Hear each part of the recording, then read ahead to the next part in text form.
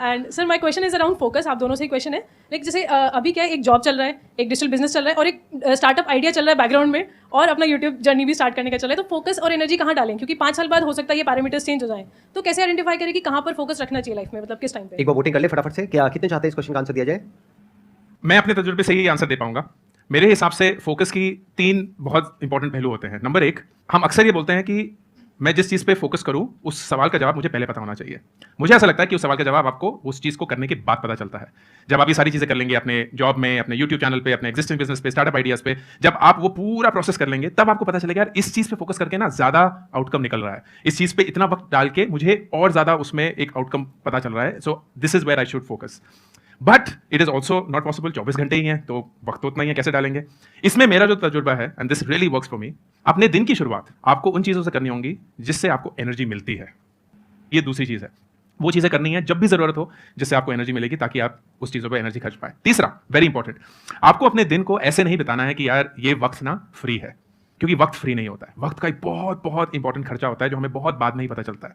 तो what I do, and it worked really well, 8वीं या 9वीं कक्षा में मैंने अपने वक्त को नोट करना शुरू किया कि मैं हर एक घंटा अपनी जिंदगी का किस चीज पे बिताता हूं, और at the end of the day क्या उस खर्चे पे मैं खुश महसूस करता हूं या नहीं. And I did that till I was 26. तो करीब 13 साल तक हर एक घंटा मेरी जिंदगी का रिकॉर्डेड था. मैं एक नोटबुक पे लिखता था. अनफॉर्चुनेटली उस नोटबुक को दीमक ने खा लिया. तो मैं पूछने ही वाला था, मैं वो नोटबुक है क्या आपके पास में? दीमक नहीं खा लिया, बट थैंकफुली जब मैं आईएसबी गया था तो मैं नोटबुक से एक्सेल शीट पे मूव हो गया. तो वो एक्सेल शीट है मेरे पास. तो अगर आप में से कोई भी मुझसे पूछेगा कि 2005 में 27 मई को 7 बजे शाम को आप क्या कर रहे थे, मुझे एक्जैक्टली पता है. आपको ना अपनी वक्त की कद्र महसूस होनी शुरू होती है कि आपका वक्त जाता कहाँ है, क्यों जाता है, और उसकी वजह से आपको कैसा महसूस होता है. अक्सर ना, और ये मैं बहुत सारे लोगों से पूछता हूं, आपको क्या लगता है कि आप, चलिए मैं आज आप सबसे पूछता हूं, आपको क्या लगता है कि आप अपने फोन पे रोज कितना वक्त बिताते हैं? किसको इस सवाल का बिल्कुल एक्यूरेट आंसर पता है? मिनटों में नहीं, घंटों में ले लेते हैं. अपने फोन पे आप कितना वक्त बिताते हैं? 20% लोग. ठीक है, बाकी लोगों को पता नहीं है कि बोलना नहीं चाहते, पता ही नहीं है. राइट. आई गारंटी यू कि अगर मैं आपसे बोलूंगा ना कि एस्टिमेट करिए, तो आप लोग बोलेंगे 2 घंटा 3 घंटा. वाकई में नंबर कितना होगा? 8. मतलब लोग 10 तो ऐसे बोल रहे हैं, लाइक 10 घंटे तो ले लो sir. And that is what happens. हमें लगता है यार रील ही तो है, 60 सेकेंड्स चलते रहे, पता चला 1 घंटा बीत गया, 2 घंटे बीत गए. फिर हम बोले यार वक्त ही नहीं था, मतलब फोकस ही नहीं कर पा रहे हैं, वो काम भी करना था वो भी नहीं हुआ, मम्मी भी डांट रही है, खाना भी नहीं खाया है. तो अपने वक्त की कदर करनी जरूरी है. These 3 things. Do not think कि फोकस पहले आना चाहिए, काम करने के बाद पता चलेगा कि कहाँ फोकस करना है. दूसरा, किसी भी चीज को एनर्जी देने से पहले अपने खुद को एनर्जी दीजिए. और तीसरा, अपने वक्त की ऐसी कदर करिए कि आप एक्यूरेटली जानते हैं कि आप अपना वक्त कहाँ बिता रहे हैं, क्यों बिता रहे हैं, उसकी वजह से आपको कैसा महसूस होता है. जब आप ये करेंगे ना, और सिर्फ 10 दिन करिए, I guarantee you will be a change person.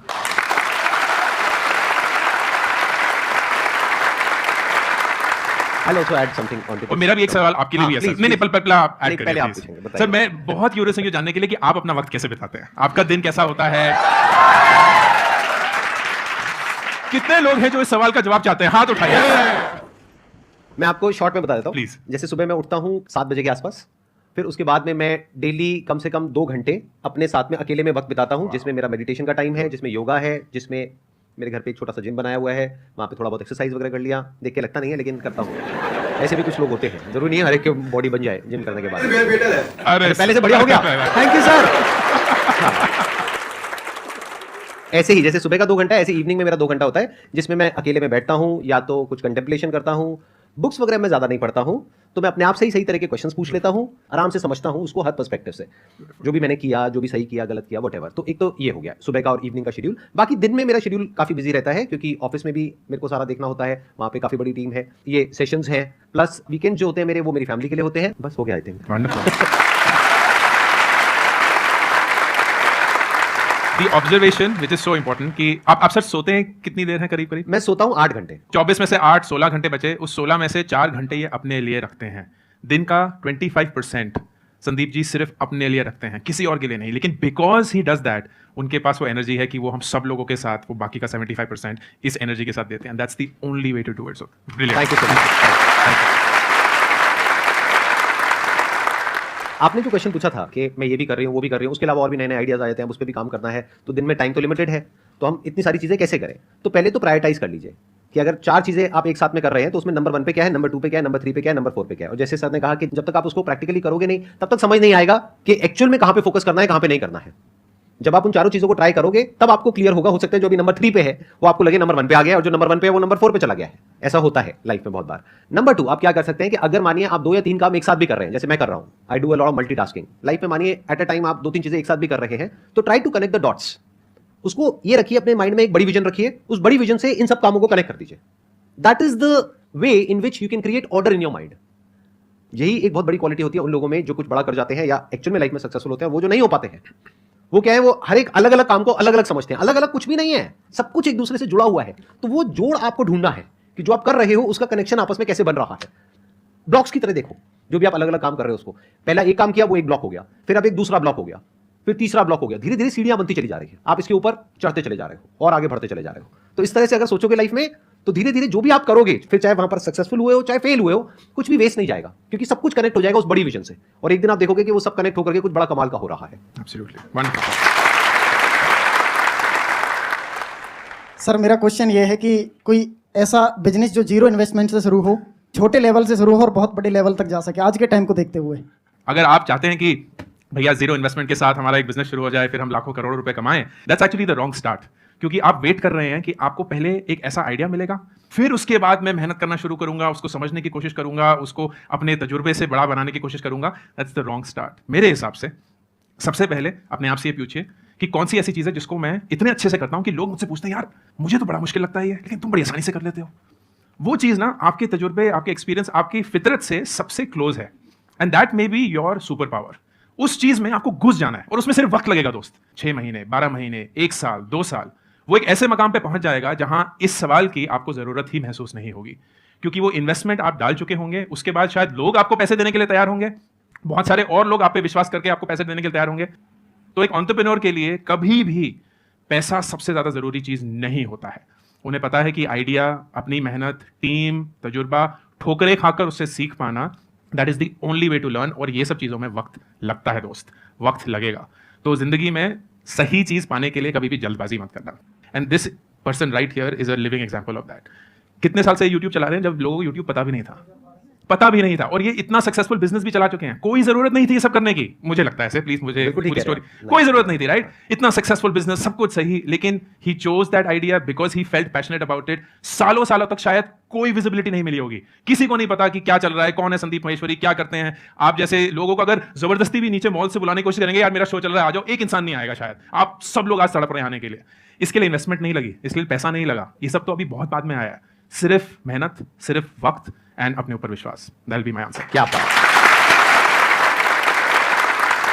2 तरह की अप्रोच हो सकती है बिजनेस करने की। एक जिसकी आपने बात करी कि कोई ऐसा बिजनेस बताइए जो बिना पैसे के शुरू हो सके। हाँ, ऐसे बहुत सारे बिजनेस हो सकते हैं। यूट्यूब पे जाओ, चैनल खोलो, मोबाइल फोन आपके पास में है, कोई पैसे नहीं लग रहे हैं, टाइम लग रहा है।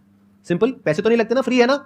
अगर चल गया तो पैसे आएंगे, नहीं तो जेब से कोई पैसा नहीं लग रहा है, टाइम लग रहा है। तो ऐसे एक नहीं है, ऐसे बहुत सारे आइडियाज हैं, but that is not the right way to start. जैसा कि इन्होंने कहा, राइट अप्रोच ये होनी चाहिए, या दूसरी जो एक प्रैक्टिकल अप्रोच है, एक सही अप्रोच है एक बिजनेस को करने की, वो ये होनी चाहिए कि आपको दिमाग ये नहीं लगाना है कि मेरी प्रॉब्लम क्या है। आपकी प्रॉब्लम क्या है? आपको बिना पैसे के बिजनेस शुरू करना है और आपको बहुत सारा पैसा चाहिए। ये आपकी प्रॉब्लम है ना। इससे दुनिया को क्या फर्क पड़ता है? इससे मुझे क्या मतलब है? औरों को क्या मतलब है? आपके साथ वाले को क्या मतलब है? आपको कोई मतलब है? देख लो, कह रहे नहीं। इनको मतलब किससे है कि जो आप करने वाले हो उससे इनकी लाइफ कैसे बेटर होने वाली है। क्या आप इनकी कोई प्रॉब्लम सॉल्व करने वाले हो? Business is about solving the problem of the other person. जितनी बड़ी प्रॉब्लम सॉल्व करोगे आप और जितने अच्छे से करोगे in comparison to your competitors, उतने ही ज्यादा सक्सेसफुल हो जाओगे। तो ध्यान अपना अपनी प्रॉब्लम से हटा लो। अगर एंटरप्रेन्योरशिप में आगे बढ़ना है तो अपना सारा ध्यान लगाओ जो इस दुनिया में प्रॉब्लम्स है उसकी तरफ। फिर देखो आपकी स्ट्रेंथ्स क्या है, उससे क्या कनेक्ट होता है। क्योंकि ये भी डिपेंड करता है कि आपके पास में क्या रिसोर्सेज है, आपका क्या बैकग्राउंड है, क्या क्वालिफिकेशन है, क्या आप कर सकते हो, क्या नहीं कर सकते हो, क्या आपका पैशन है। बहुत सारे फैक्टर्स है। ये हो गया आपके एंड पे, ये हो गया आपके रिसोर्सेज। एक है दुनिया में क्या क्या प्रॉब्लम्स है, उसमें आपको आइडेंटिफाई करना पड़ेगा कि क्या कुछ ऐसा है जहां पर जाकर के दोनों चीजें मिल रही है। ये जितने अच्छे से मिलेगी उतना ही बड़ा बिजनेस आप क्रिएट कर पाओगे। First of all, I would like to thank you, sir, for shortlisting me so early because my brother was trying from past 2 years and he was very jealous of me कि तुझे मिल गया, मुझे नहीं आने के लिए मिला, and that to sir को आपने invite किया because I'm reading your books from a very long time, Thank sir. you so much. My question is कि अगर हम business perspective से देखते हैं तो we set short term and long term goals and what if they failed? अगर आप नहीं कर पाए उन्हें पर्टिकुलर टाइम में अकॉम्प्लिश, तो आप क्या करेंगे? How you move forward? Because आपने ऑलरेडी एक बैड डिसीजन ले चुके हैं and it failed, so we enter into a panic situation कि आगे कैसे मूव फॉरवर्ड करें। मेरा एक गोल का डेफिनेशन है जो मैं अक्सर अपनी जिंदगी के लिए यूज करता हूँ। गोल में 2 पार्ट्स होते हैं। एक होता है कि डेस्टिनेशन, आप कहाँ पहुँचना चाहते हैं, और एक होता है वक्त कि कब तक पहुँचना चाहते हैं। अनफॉर्चुनेटली जब हम डिसाइड कर रहे होते हैं कि गोल क्या होना चाहिए, हमें नहीं पता होता। डेस्टिनेशन अक्सर एक अरमान होता है, हम यहाँ पहुंचना चाहते हैं। जैसे हम बोलते हैं कि 25 तक ना अपनी गाड़ी होनी चाहिए, 30 तक अपना घर होना चाहिए, और उसको फिर हम एक गोल बना देते हैं। क्यों? क्योंकि वो हमारी एक इच्छा था, हमारा एक अरमान था, एंड फिर हम जबरदस्ती उसमें ना एक वक्त की पाबंदी डाल देते हैं, 25 तक होना चाहिए। ऐसा नहीं है कि अगर 27 में आपकी गाड़ी आ गई तो आप फेलियर हैं। ऐसा नहीं है कि आपने 30 तक अपना घर पाने की कोशिश करी, लेकिन अगर 31 में घर मिला तो आप बोले यार जिंदगी में कुछ किया ही नहीं, ये तो बर्बाद ही हो गए। Nothing of that is true. लेकिन हम जबरदस्ती अपने ऊपर एक डेस्टिनेशन और एक वक्त डालते हैं। This is not at least how I would think about that. मेरे लिए सबसे ज्यादा जरूरी ये है कि you have to be impatient with action. इसका मतलब जो भी आपको करना है, जो आपको पता है कि आपको करना है, उसके लिए आप एकदम बेसब्री से काम करेंगे। इट विल बी लाइक मुझे पता है कि ये आज मुझे करना है तो मैं ये करके ही रहूंगा, ये कल तक नहीं टालूंगा, क्योंकि ये मेरी इंपेशेंस है। But I am patient with results, कि इसको करने के बाद कितने वक्त बाद मुझे मेरा डेस्टिनेशन मिलेगा, उस पे मैं अपने आप को फोकस नहीं करूंगा। I will be impatient with what I have to do. अब इसके चलते यू विल रियलाइज गलतियां हो गई, लेकिन उन गलतियों को आप सुधार सकते हैं। क्यों? क्योंकि वक्त की कोई पाबंदी नहीं है। ऐसा नहीं है कि आपको आज ही वो फिक्स करना था, जीतना था। You have a really long way to go. अक्सर होता है, क्योंकि मैं बहुत वक्त बिताता हूं नौजवानों के साथ, एंड हर एक 20 ईयर ओल्ड को लगता है कि वो बूढ़े हो चुके हैं। सर जिंदगी खत्म हो गई सर, कुछ नहीं किया है अभी तक जिंदगी में, लोग कितना आगे जा चुके हैं, मैं 20 साल की हूं, मुझे कोई आइडिया नहीं है कि जिंदगी में मुझे क्या करना चाहिए। 20 ऐसे लोगों में पता है क्या बोलता हूँ, जो मेरे को ऐसे बोलता है, मैं कहता हूँ मर गए हो क्या? एग्जैक्टली लाइक हम शायद हम उम्र है, मतलब मैं 42 इयर्स का हूं, and I can not even begin to tell you how young 42 is. Agreed. इतनी लंबी जिंदगी है और इतनी खूबसूरत आप जिंदगी बना सकते हैं कि the worst thing you will do is कि अपने अरमानों पे एक डेडलाइन डाल देना। Don't do that. मिस्टेक्स होंगी, you are very smart to recover from that. उस एक्सपीरियंस और कैपेबिलिटी को जो सर बोल रहे हैं उसको बटोरते रहना है, और उसमें उत्सुकता होनी चाहिए, क्योंकि वो अगर हो गया ना तो बिलीफ ऑटोमेटिकली आ जाएगा। बिलीफ आएगा तो ऑटोमेटिकली रिजल्ट्स आएंगे, रिजल्ट्स आएंगे सक्सेस आएगा, सक्सेस आएगा तो आप भी एक दिन इस स्टेज पे बैठे होंगे। And that is how you have to think about it. It doesn't matter like मैं बोल सकता हूं अरे इतने सारे लोग हैं जो सर को बुला दिए, वो तो 28 साल के ही हैं, और देखिए वो संदीप सर के साथ बैठे हुए हैं, मैं 42 में क्या ही उखाड़ लिया मैंने जिंदगी में कि मैं 40 साल की उम्र में यहाँ आया हूं। कोई फर्क नहीं पड़ता ना दोस्त, एक जिंदगी है, और मैं भी मरते हुए यही बोलूंगा कि मैंने संदीप सर के साथ स्टेज शेयर किया, 25 साल वाले भी यही बोलेंगे, कोई फर्क नहीं होगा। Everyone did what they wanted to do, and that's the beauty of life. So that is what I would suggest.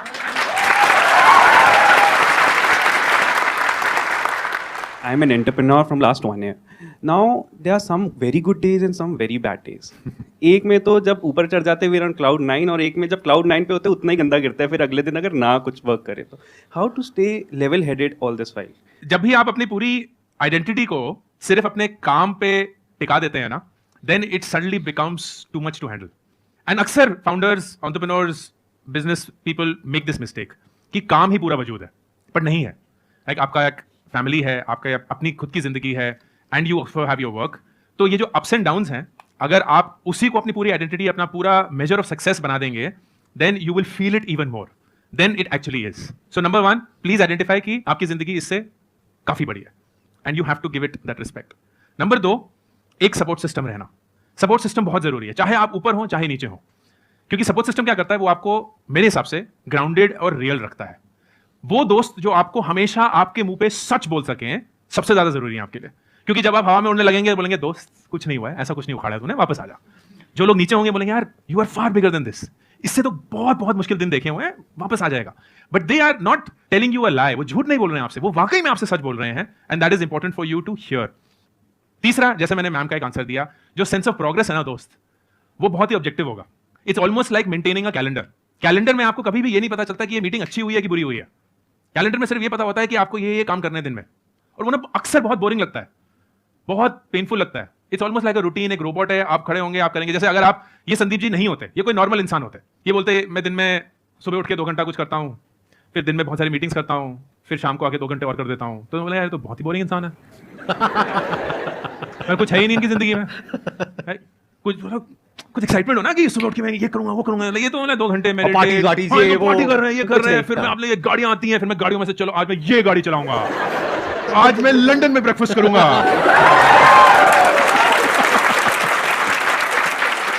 ऐसा कुछ भी नहीं है। ब्रेकफास्ट में मेरे होता है पोहा, या तो दोनों नहीं, या तो पोहा या उपमा या ढोकला। या इडली या डोसा बस या हाँ या सो दिस इज वेरी इंपॉर्टेंट यार. जिंदगी की बोरियत बोलते हैं ना लोग, एक रूटीन होना, दैट इज सो इंपॉर्टेंट, क्योंकि वही बोरिंग चीज ना अल्टीमेटली एक सक्सेस पैदा करती है. So when ever you feel very high very low, make your routine your best friend और वापस उस रूटीन में चले जाइए. इट्स ऑलमोस्ट लाइक सेइंग कि यार कोई फर्क नहीं पड़ता. धोनी मोड क्या होता है? लाइक धोनी मोड क्या है? वो जीत गया, पता ही नहीं चलता वो जीत गए हम. वो वैसे ही बोले हाँ ये बोले, हार गए, पता ही नहीं चलता हार गए हैं. वो तब भी बोले चलो चलो चलो कोई नहीं. इज लाइक ज़ेन ना, ऐसे उसको कोई चीज फर्क ही नहीं पड़ती है उसकी जिंदगी में. इज दैट बिकॉज उनको अंदर से महसूस नहीं होता? नहीं. He is gotten two point यार कि रूटीन है, हर एक मैच एक रूटीन है, प्रैक्टिस एक रूटीन है, और उसकी वजह से तुम कभी जीतोगे कभी हारोगे, लेकिन ना कभी जीत को सर पे चढ़ाना, ना कभी हार को अपनी हार मानना. रूटीन में बस वापस घुस जाना. That's the only thing that has worked for me, and I will be very surprised if it doesn't work for others. So ये 3 चीजें, and that's how I do it. मैं थोड़ा सा ऐड कर सकता हूँ यहाँ पे? आप लोगों की परमिशन है? वैसे शो तो मेरा ही है. हाँ. देखिए, ये जो आपने क्वेश्चन पूछा है ना, ये सिर्फ बिजनेस में नहीं, ये लाइफ में भी आपको बहुत हेल्प करेगा अगर इसकी अंडरस्टैंडिंग आपको क्लियर होगी तो. बिजनेस को आपने अपने लिए चूज किया है ना, और जैसे ही आपने बिजनेस को चूज किया तो आपको पता होना चाहिए बिजनेस का मतलब ही अप एंड डाउन है, हाइज एंड लोज है. इसी को बिजनेस बोलते हैं. बिजनेस में फिक्स कुछ भी नहीं होता है. डेली अप डाउन होता है, वीकली अप डाउन होता है, मंथली अप डाउन होता है, ईयरली अप डाउन होता है. पूरी लाइफ में यही चलता है. तो अगर ये बात आपको पता है तो आपके साथ अप क्यों जाना है और डाउन के साथ डाउन क्यों होना है? बिल्कुल ऐसा है कि अगर आपको बहुत ही अच्छी लाइफ चाहिए, आपको बहुत ही स्टेबल लाइफ चाहिए, अगर रिलेशनशिप की बात करी जाए तो शादी क्यों कर रहे हो? और अगर शादी कर रहे हो तो आपको पता होना चाहिए कि एक दिन बहुत ही अच्छा लगेगा, अगला दिन बहुत ही खराब जाएगा. इतना खराब जिसकी कोई हद नहीं है. आप देख सकते हो मेरी शक्ल पे, मैं झूठ नहीं बोल रहा हूं.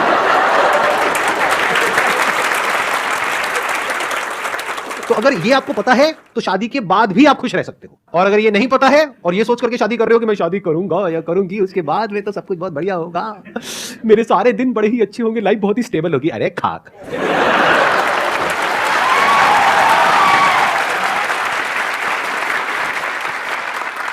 सर आपकी हंसी से मैं कुछ आइडिया लगा पा रहा हूँ. नहीं नहीं नहीं, बिल्कुल नहीं. मैं सिर्फ You're married, right? हाँ हाँ, I am married with 2 kids. हाँ. मैं सिर्फ आपका बुरे और अच्छे दिन का ब्रेकफास्ट विजुलाइज कर रहा था. बुरे दिन में क्या होता होगा और अच्छे दिन सर उसमें ब्रेक हट जाता है, सिर्फ फास्ट रह जाता है.